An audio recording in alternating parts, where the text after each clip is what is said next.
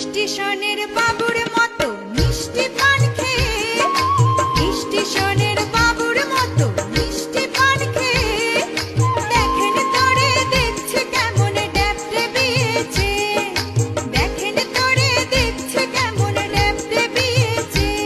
আমি তাই তো বলি চুল বেঁধে সাজ, আমি তাই তো বলি চুল বেঁধে সাজ হলুদ রাঙা শাড়িতে, ঠাকুর জামাই এলো বাড়িতে, ও ননদি ঠাকুর জামাই এলো বাড়িতে।